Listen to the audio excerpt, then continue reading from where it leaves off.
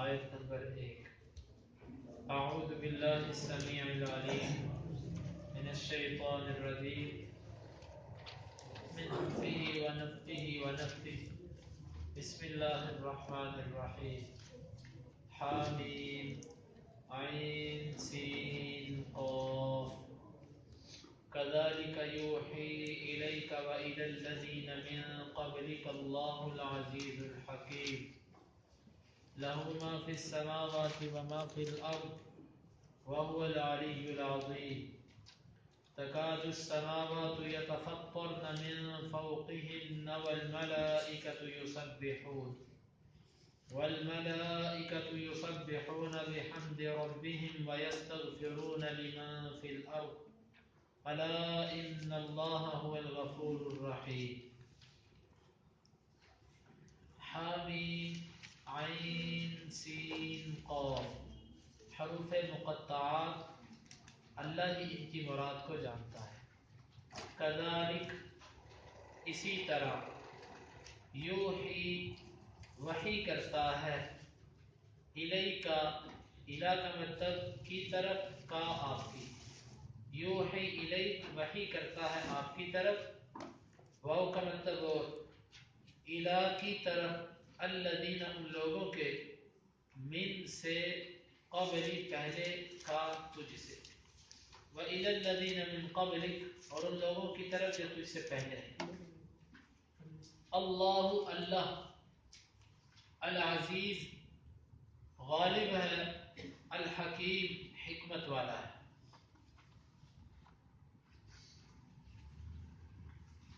لہو لام کا مطلب کے لیے ہو، اس لہو اسی کے لیے ہے، ما وہ، فی کا مطلب میں، السماوات آسمانوں، لہو ما فی السماوات اسی کے لیے ہے جو آسمانوں میں ہے، وما فی الارض واو کا مطلب اور، ما وہ چیز، فی کا مطلب میں، الارض زمین، وما فی الارض اور جو زمین میں ہے، وہوا واو کا مطلب اور، ہوا وہ، العلی بلند ہے، العظیم بہت بڑا ہے، تکاد قریب ہیں، السماوات آسمان، یتفطرن وہ پھٹ جائیں، من سے، فوقی اوپر، ہن اپنے، تکاد السماوات یتفطرن من فوقہن قریب ہے کہ پھٹ جائیں آسمان اپنے اوپر سے، والملائکۃ اور فرشتے، یسبحون وہ تسبیح بیان کرتے ہیں، با کا مطلب ساتھ، حمدی تعریف، رب ربہم اپنے کی، والملائکۃ یسبحون بحمد ربہم اور فرشتے اپنے رب کی حمد بیان کرتے ہیں، فرشتے اپنے رب کی تعریف کے ساتھ تسبیح بیان کرتے ہیں، وَيَسْتَغْفِرُونَ اور وہ استغفار کرتے ہیں، لمن لام کا مطلب کے لیے، من اس کے، فی کا مطلب میں، الارض زمین، وَيَسْتَغْفِرُونَ لمن فی الارض اور وہ استغفار کرتے ہیں اس کے لیے جو زمین میں ہے، الا خبردار، ان بے شک، اللہ اللہ، ہوا وہی، الغفور معاف کرنے والا ہے، الرحیم رحم کرنے والا ہے۔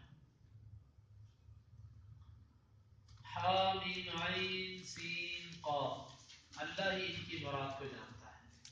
کذالک یوحی الیک اسی طرح وحی کرتا ہے تیری طرف، وَإِلَى الَّذِينَ مِن قَبْلِكَ اور ان لوگوں کی طرف جو تجھ سے پہلے تھے، اللہ اللہ، العزیز الحکیم جو غالب اور حکمت والا، لہو ما فی السماوات وما فی الارض اسی کے لیے ہے جو آسمانوں اور زمین میں ہے، وہو العلی العظیم اور وہ بہت بلند بہت بڑا ہے، تکاد السماوات یتفطرن من فوقہن قریب ہے کہ آسمان پھٹ جائیں اپنے اوپر سے، والملائکۃ یسبحون بحمد ربہم اور فرشتے اپنے رب کی تعریف کی تسبیحات بیان کرتے ہیں، وَيَسْتَغْفِرُونَ لِمَنْ فِي الْأَرْضِ اور وہ استغفار کرتے ہیں ان کے لیے جو زمین میں ہے، الا ان اللہ هو الغفور الرحیم خبردار بے شک اللہ تعالیٰ معاف کرنے والا رحم کرنے والا ہے۔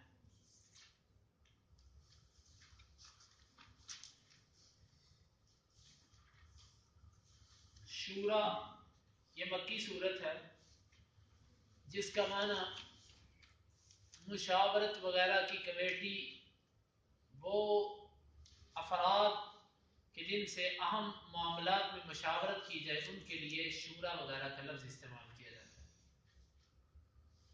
اس کی ابتدا حروف مقطعات سے کی گئی۔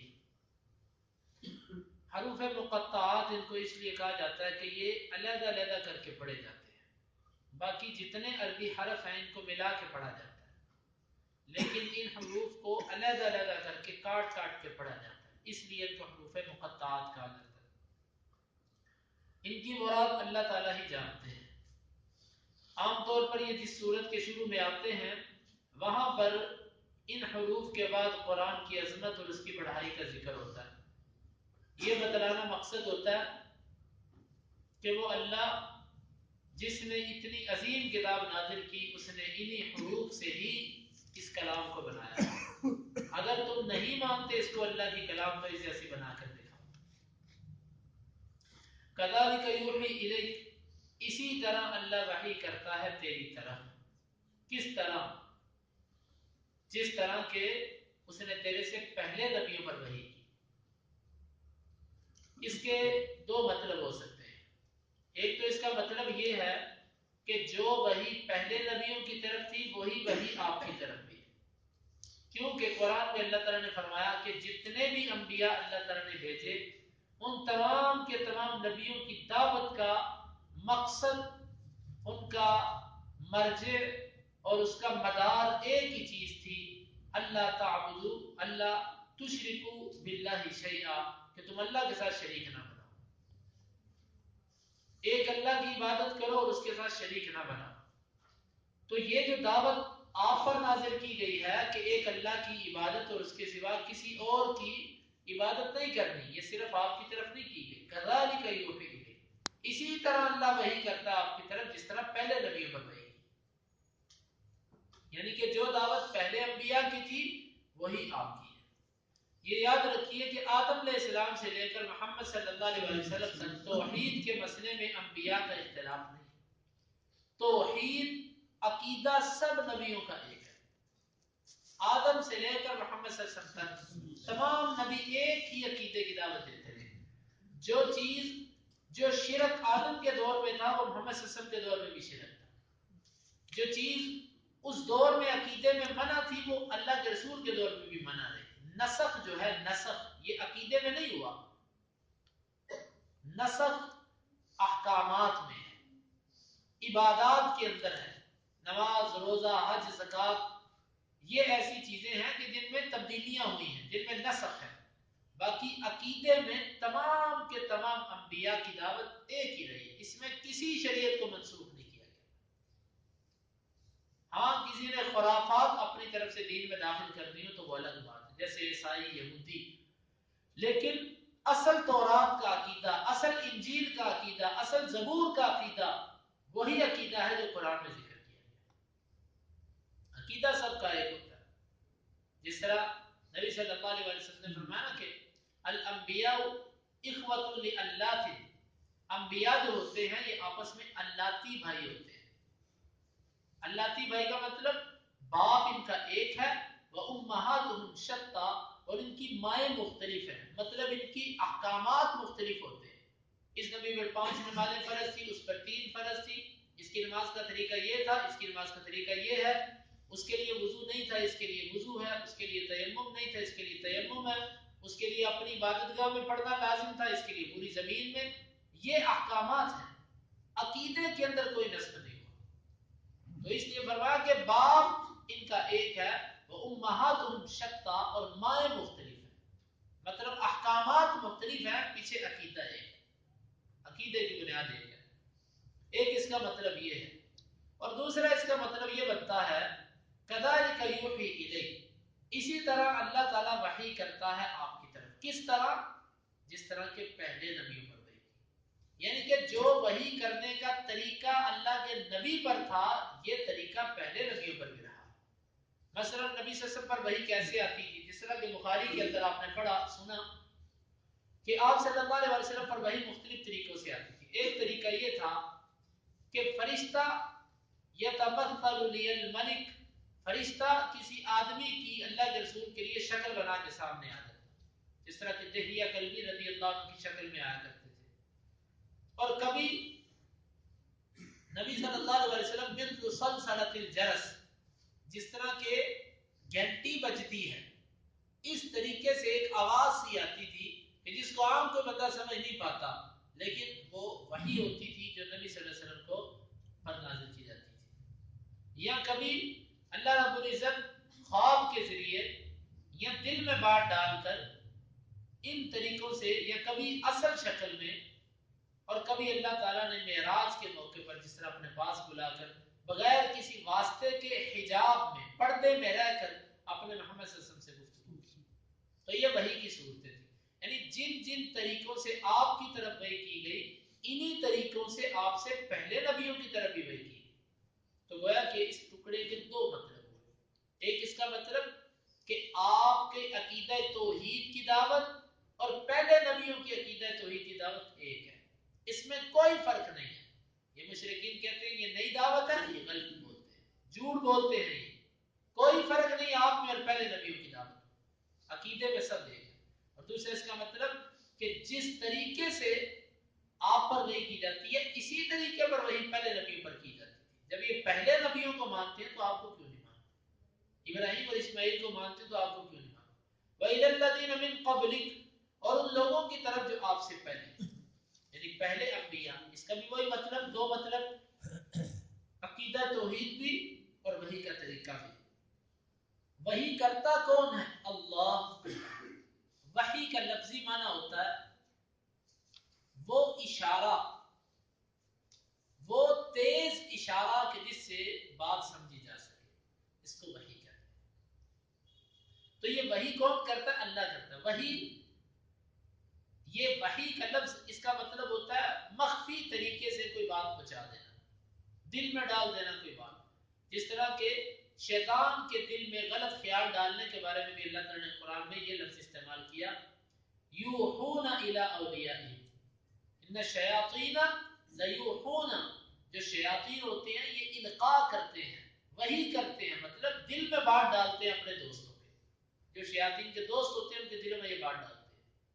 تو یہاں پر وحی کون کر رہا ہے؟ کوئی اور نہیں کر رہا بلکہ اللہ العزیز الحکیم، جو غالب اور حکمت والا. اللہ تعالیٰ نے وحی کا ذکر کرنے کے بعد اپنی دو صفات کا ذکر کیا، ایک عزیز اور ایک حکیم.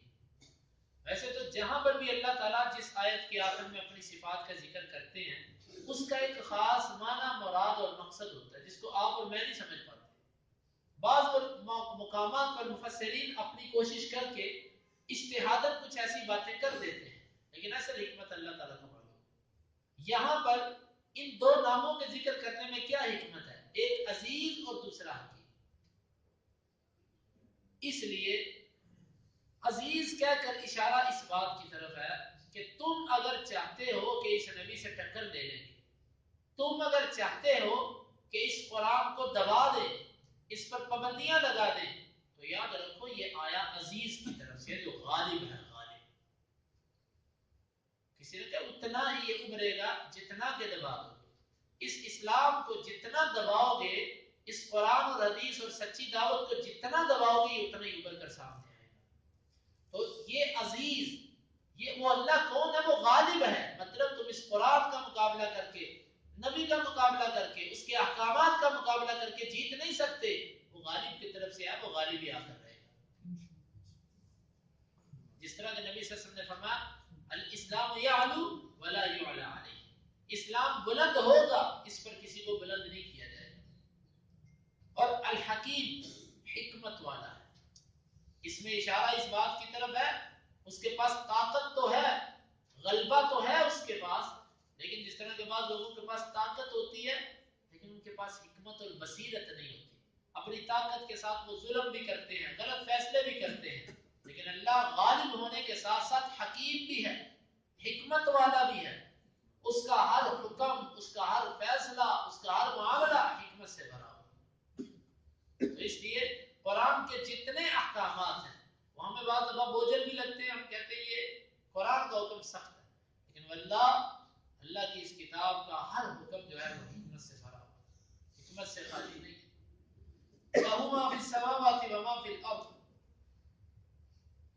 اور یہ پیچھے بھی مشرکین کو منوانے کا ایک طریقہ تھا کہ اس نبی پر اسی طریقے سے دعوت وہی کی جاتی ہے جس طرح پہلے نبیوں پر کی گئی. اور اب دوسرا طریقہ لَهُ مَا فِي السَّمَاوَاتِ وَمَا فِي الْأَرْضِ. جو کچھ آسمانوں میں ہے اور جو کچھ زمین میں ہے سب کا سب اللہ کا ہے. تم کیوں نہیں عبادت کرتے اس کی؟ وَهُوَ الْعَلِيُّ الْعَظِيمُ. اور وہ علی، علی کا مطلب بلند. اللہ رب العزت کے لیے بلندی ثابت ہے ذات کے اعتبار سے بھی اور طاقت کے اعتبار سے بھی. ہر اعتبار سے اللہ تعالیٰ کے لیے بلندی ہے. اس کی ذات بھی آسمانوں سے اوپر ہے اور دوسرا اس کی طاقت بھی سب سے بلند ہے.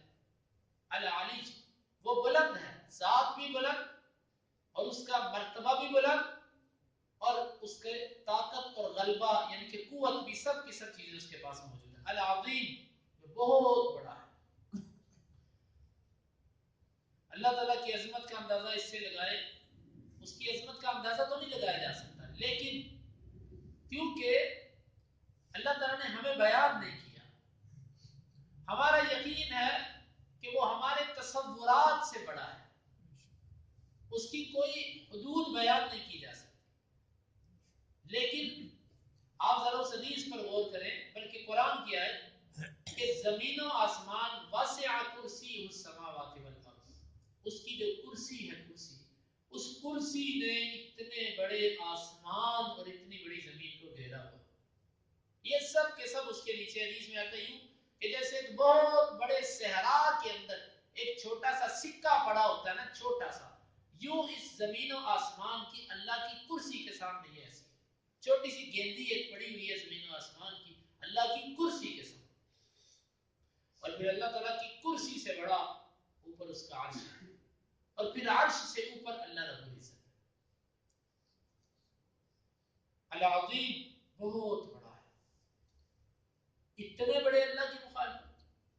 دنیا میں کسی پہلوان سے آپ مقابلہ نہیں کرتے کہ یار مارے گا، بدماش ہے، بڑا طاقتور آدمی ہے، رہنے دو، کوئی بات نہیں. اتنے بڑے اللہ کی مخالفت. تکاد السماوات یتفطرن، قریب ہے کہ آسمان پھٹ جائیں، من فوقہن، اپنے اوپر سے. آسمان کے پھٹ جانے کے مفسرین نے یہاں پر دو مرادیں ذکر کی ہیں، واللہ اعلم بالصواب. ایک مراد یہ ہے کہ وہ اللہ اتنا بلند ہے، اتنا بڑا ہے کہ اس کی عظمت، اس کی ہیبت، اس کی جلالت کی وجہ سے قریب ہے کہ آسمان پھٹ جائے. اتنا بڑا ہے وہ. اور حدیث کے اندر بھی آتا ہے، نبی صلی اللہ علیہ وسلم نے فرمایا انی لا ارى ما لا ترون واسمع ما لا تسمعون. میں وہ چیز دیکھتا ہوں جو تم نہیں دیکھتے اور میں وہ سن رہا ہوں جو تم نہیں سنتے. اور پھر آپ نے فرمایا اطت السماء حق له ان تغط، آسمان جو ہے وہ چرچرا اٹھا. اطا کا مطلب ہوتا ہے جس طرح کہ آپ نے دیکھا نا کہ پلنگ بیڈ ہوتا ہے، بیڈ کے اوپر ذرا جب اس کی چولیں، اس کے پیچ تھوڑے سے ڈھیلے پڑ جائیں تو کوئی بندہ اس کے اوپر بیٹھے تو وہ ایسے ایسے ہلے تو بیڈ سے ایک آواز نکلتی ہے، چو چو کی جو آوازیں نکلتی ہیں کسی چیز کے بوجھ کی وجہ سے، جو چو چو کی چرچرانے کی جو آوازیں نکلتی ہیں، اس کے لیے اطا کا لفظ عربی زبان میں بولا جاتا ہے. فرمایا اللہ کا جو عرش ہے وہ اللہ کی ہیبت اور اس کی جلالت کی وجہ سے یوں چرچرا رہا ہے کہ جس طرح کسی چیز پر کوئی بوجھ آیا ہو وہ ہلتی ہے. وَحُقَّ لَهُ أَن تَغِطَّ، اور اس عرش کے لیے یہی لائق ہے کہ وہ یوں چرچرائے. کیوں؟ اس سے اوپر اللہ ہے. ہم یہ نہیں کہتے اللہ تعالیٰ عرش پہ بیٹھا ہوا، کیونکہ کہیں قرآن حدیث میں اللہ کے لیے یہ نہیں آتا کہ اللہ تعالیٰ عرش پہ بیٹھا ہوا، بس عرش سے اوپر ہے. اور اس عرش کے لیے یہی لائق ہے کہ اتنے بڑے اللہ کے سامنے وہ یوں چرچرائے. اور پھر آپ نے فرمایا کہ آسمان پر 4 انگلیوں کے برابر بھی کوئی جگہ نہیں ہے کہ جو خالی ہو. جتنی جگہ ہے آسمان پر ساری کی ساری جگہ پر فرشتے اپنی پیشانیاں رکھ کے اللہ کے سامنے سجدے میں گرے. آسمان میں کوئی جگہ نہیں ہے پورا آسمان بھرا ہوا فرشتوں کے سجدے سے. اتنی اللہ کی مخلوق ہے, اتنے بڑے اللہ کی یہ مخلوق اور اتنی زیادہ تعداد میں سب کے سب سجدے میں پڑے ہوئے.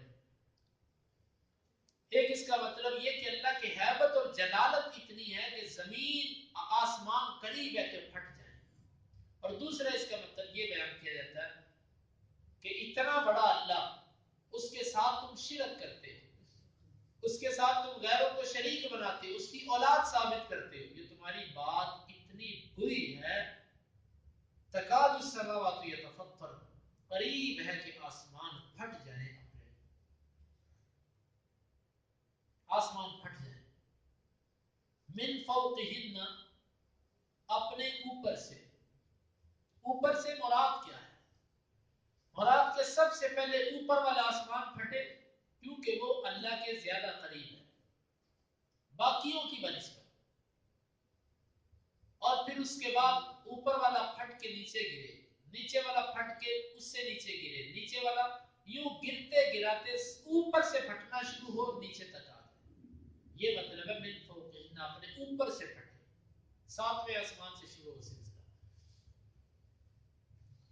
والملائکۃ یسبحون بحمد ربہم, اور فرشتے وہ تسبیح بیان کرتے ہیں اپنے رب کی تعریفات کے ساتھ. جس طرح کہ آپ نے حدیث سنی کہ آسمان کے اوپر ایک 4 انگلیوں کی جگہ بھی باقی نہیں ہے کہ جہاں پر فرشتے سجدہ نہیں کر رہے اور جہاں پر وہ اللہ کی تسبیح بیان نہیں کر رہے. وَيَسْتَغْفِرُونَ لِمَنْ فِي الْأَرْضِ, اور ان فرشتوں کا دوسرا کام یہ ہے زمین والوں کے لیے وہ استغفار کرتے رہتے. دیکھو کتنے خیر خواہ مخلوق ہے فرشتے, کتنے خیر خواہ ہیں انسان کہ ہم گناہ کریں اور وہ ہمارے لیے استغفار کریں. اس آیت کا مطلب وَيَسْتَغْفِرُونَ لِمَنْ فِي الْأَرْضِ, مفسرین نے اس کے 2 مطلب بیان کیے. وہ زمین والوں کے لیے استغفار کرتے ہیں, اور دوسرے مقام پہ آتا ہے یستغفرون للذین آمنوا, وہ ایمان والوں کے لیے استغفار کرتے ہیں. کچھ مفسرین کہتے ہیں یہاں پر زمین والوں سے مراد ایمان والے ہیں. کیوں؟ دوسرے مقام پہ اللہ نے واضح کر دیا جن کے لیے استغفار کرتے ہیں وہ مومن ہوتے ہیں, کافر کے لیے استغفار نہیں ہو سکتی. کیوں نہیں ہو سکتی؟ اس لیے نہیں ہو سکتی کہ اللہ تعالیٰ نے اپنے نبی کو اور مومنوں کو مشرکین کے لیے استغفار کرنے سے منع کر دیا, اور اب ان کے لیے استغفار نہیں ہو سکتی. تو جب مخلوق کا منع کر دیا تو فرشتے مشرکوں کافروں کے لیے کیسے استغفار کر سکتے؟ ایک رائے یہ ہے یہاں پر زمین والوں سے مراد صرف مسلمان اور مومن ہے کہ فرشتے ان کے لیے دعا کرتے ہیں, کافر کے لیے نہیں کرتے. کیوں؟ کافر مشرک ہے اور مشرک کے لیے دعا اللہ نے منع کر رکھی ہے. یہ معنی راجح قرار دیا امام قرطبی رحمہ اللہ نے. لیکن ایک دوسرا معنی اگر لیا جائے تو اس میں کچھ خرابی نہیں ہے. معنی یہ ہے کہ فرشتے ساری کی ساری زمین والوں کے لیے استغفار کرتے ہیں, مومن ہے کہ کافر ہے. سوال پیدا ہوتا ہے کافر کے لیے کیا استغفار؟ وہاں پر استغفار سے مراد یہ ہے کہ وہ اللہ سے دعا کرتے ہیں کہ اللہ ان کے عذاب کو ٹال دے, ابھی فوری اس کو عذاب نہ دینا, شاید یہ توبہ کر جائے. کافر کے لیے بھی, گناہگار مسلمان کے لیے بھی وہ استغفار کرتے رہتے ہیں کہ یا اللہ اس کی سزا کو تھوڑا سا لیٹ کر دے, تھوڑا سا شاید یہ توبہ کر دے, تھوڑا سا لیٹ کر دے. سفارت ہمیں پتہ بھی نہیں اور ہمارے سفارشی ہیں, ہمیں پتہ بھی نہیں, اللہ کے ہاں ہمارے سفارشی مقرر ہیں جو ہمارے لیے سفارشی کر رہے ہیں اور ہمیں پتہ بھی نہیں. کتنے اچھے لوگ ہیں, کبھی آ کر انہوں نے ہمیں نہیں کہا, احسان نہیں جتلایا ہمارے اوپر. کتنی خیر خواہ مخلوق ہے. تو یہ لیکن پھر یہاں پر اشکال پیدا ہوتا ہے کہ اگر ساری زمین والوں کے لیے استغفار مانی جائے تو یہ تو مشرکین کے لیے بھی استغفار ہوگی. تو اس کا جواب یہ علماء یہ دیتے ہیں کہ کافر اور مشرک کے لیے دعا کرنا اس وقت منع ہے جب وہ کفر پر مر جائے. اگر وہ زندہ ہے اور کفر پر ہے تو پھر آپ اس کے لیے دعا کر سکتے ہیں. جس طرح کہ نبی صلی اللہ علیہ وسلم نے بخاری کے اندر آتا ہے کہ بعض عرب کے قبائل پر بد دعا شروع کی تو اللہ تعالیٰ نے منع کر دیا, لیس لک من الامر شیء, نبی آپ کا اس معاملے میں اختیار نہیں ہے. اللہ چاہے تو معاف کرے, اللہ چاہے تو سزا دے, آپ کی بد دعائیں کرتے تھے وہ کافر اس وقت تک, لیکن اللہ تعالیٰ نے منع کر دیا بد دعا کرنے سے. بعد میں مسلمان بھی ہو گئے. کافر جب تک زندہ رہے اس کو ہم یہ نہیں کہہ سکتے یہ جہنمی ہے. کسی بندے کا نام لے کر یہ نہیں کہہ سکتے. مثال کے طور پہ دنیا کا بدترین انسان جو ہے اس وقت کوئی بھی لے لو, کسی بھی کافر ملک کا لے لو, آپ اس کا نام لے کر نہیں کہہ سکتے یہ جہنمی ہے. یہ بہت بڑا کلمہ ہے. آپ کو معلوم ہے کہ وہ اسی پر مرے گا, کیا پتہ اللہ تعالیٰ اس کو مرنے سے پہلے اسلام کی توفیق دے دے. تو کسی پر لعنت, کسی کو کافر کہنا, کسی کو جہنمی کہنا, یہ اس وقت تک نہیں پتہ چل سکتا ہمیں جب تک وہ اس پر مر نہ جائے.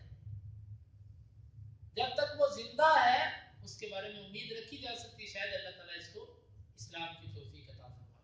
یہ صرف اللہ کو پتا کہ اس نے کس حالت میں مرنا.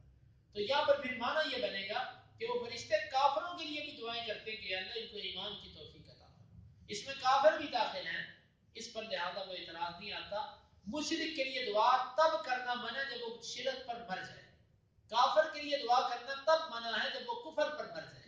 لیکن جب تک وہ زندہ ہو تو اس کے لیے ہدایت کی دعا کی جا سکتی. اس کے لیے بد دعا سے روکا جائے گا, اس کا نام لے کر یہ بد دعا نہیں کی جا سکتی. وَيَسْتَغْفِرُونَ لِمَنْ فِي الْأَرْضِ, یہاں سے فرشتوں کی خیر خواہی اور ان کی انسانوں کے لیے ہمدردی معلوم ہوتی ہے کہ کس قدر وہ خیر خواہ اللہ کی مخلوق ہے. الا ان اللہ هو الغفور الرحیم. خبردار, فرشتے تو دیکھو فرشتے اللہ سے استغفار کرتے ہیں. آگے اللہ تعالیٰ نے اپنی دو صفات ذکر کر کے یہ کہا کہ اللہ خود بھی معاف کرنے والا ہے, اللہ رحم کرنے والا ہے, وہ سفارش کو قبول بھی کرتا ہے, وہ معاف بھی کرتا ہے. تو ان آیات کے اندر اللہ رب العزت نے نبی صلی اللہ علیہ وسلم کی رسالت اور اس کے بارے میں بیان فرمایا, اور پھر مشرکین کو اللہ رب العزت نے اپنی عظمت اس کے حوالے سے بیان فرمایا. ہم اللہ تعالیٰ سے دعا کرتے ہیں کہ اللہ تعالیٰ کتاب و سنت کو سمجھنے کی اور ہمیں اس پر عمل کی توفیق عطا فرمائے. حامیم عین سین قاف کذالک اسی طرح یوحی وحی کرتا ہے الیکا آپ کی طرف وإلی الذین اور ان لوگوں کی طرف من قبلک جو آپ سے پہلے ہیں. اللہ العزیز الحکیم وہ غالب اور حکمت والا ہے. لہو ما فی السماوات اسی کے لیے ہے جو آسمانوں میں ہے, وما فی الارض اور جو زمین میں ہے, وہو العلی العظیم اور وہ سب سے اور وہ بلند اور بہت بڑا ہے. تکاد السماوات قریب ہے کہ آسمان یتفطرن وہ پھٹ جائیں, من فوقہن اپنے اوپر سے, والملائکۃ اور فرشتے, یسبحون بحمد ربہم وہ تسبیح بیان کرتے ہیں اپنے رب کی حمد کے ساتھ.